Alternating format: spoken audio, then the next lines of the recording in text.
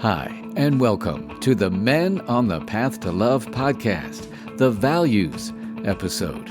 I'm Bill Simpson, your host. I coach men who are struggling in relationship, how to communicate effectively, build trust, and deepen intimacy so that they can be the best version of themselves in relationship and live the life they love. So there's a word that I've brought up a lot on this podcast, and that is the word values.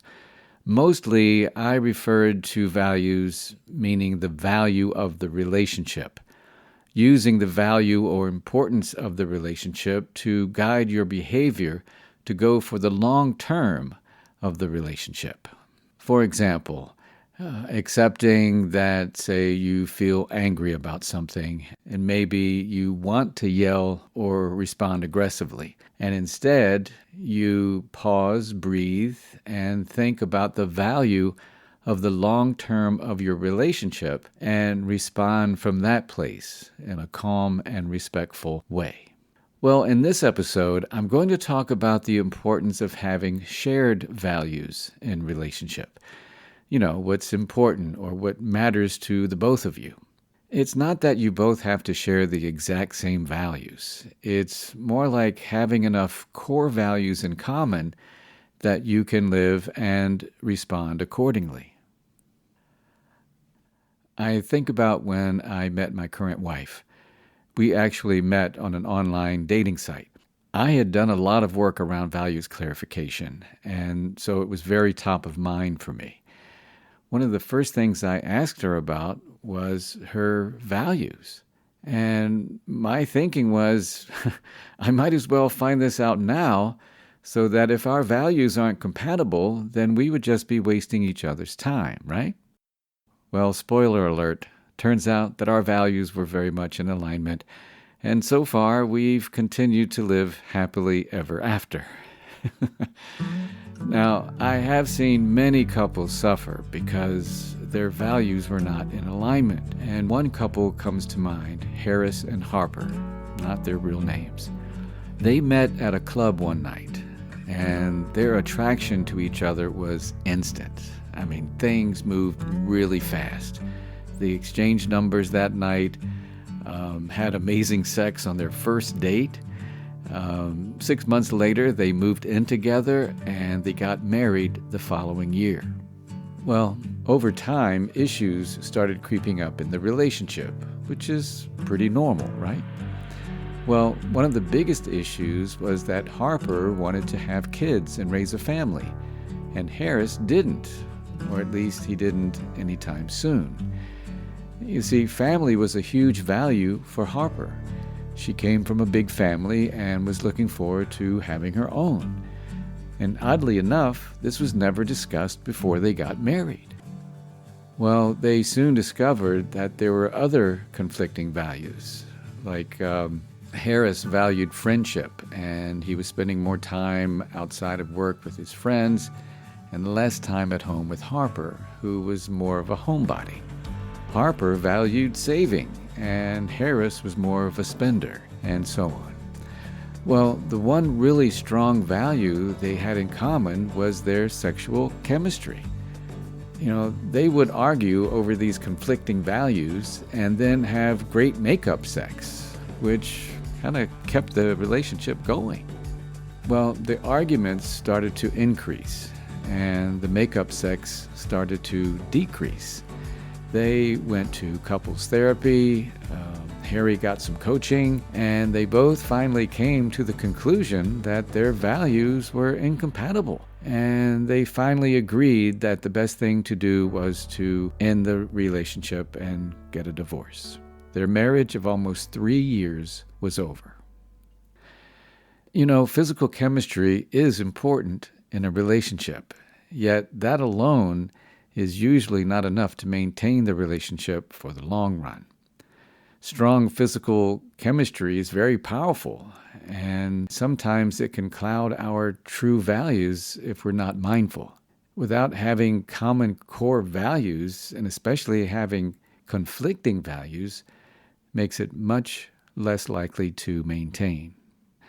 I'd say that most of us don't take the time to really get clear about what our core values even are.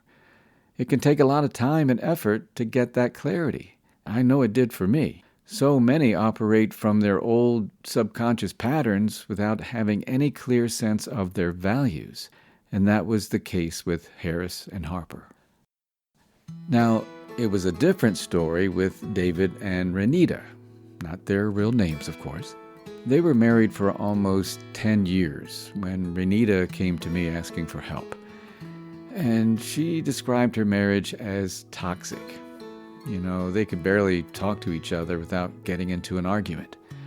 They couldn't seem to get on the same page with anything, like parenting styles, finances, work ethic, and so on. Yet they both said they really wanted the relationship to work. One of the biggest problems was they kept blaming each other for the relationship not working. At times, Renita owned her part and took some responsibility, but David never would. And when I met the two of them, I asked them straight up if they wanted to be married to each other, and if so, were they willing to do the work? Otherwise, there was no sense in moving forward, right? Well, they both agreed to commit to doing the work. So we started out working with mindful communication strategies so that they both would feel seen and heard and all that. And then the next step was to work on values clarification, to see how they matched up values-wise.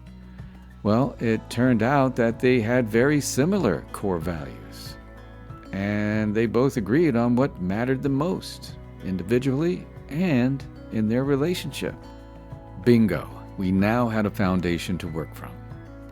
So in moving forward in the relationship, Renita and David started practicing mindful communications and using their mutually agreed upon values to determine their behavior or how they responded to each other.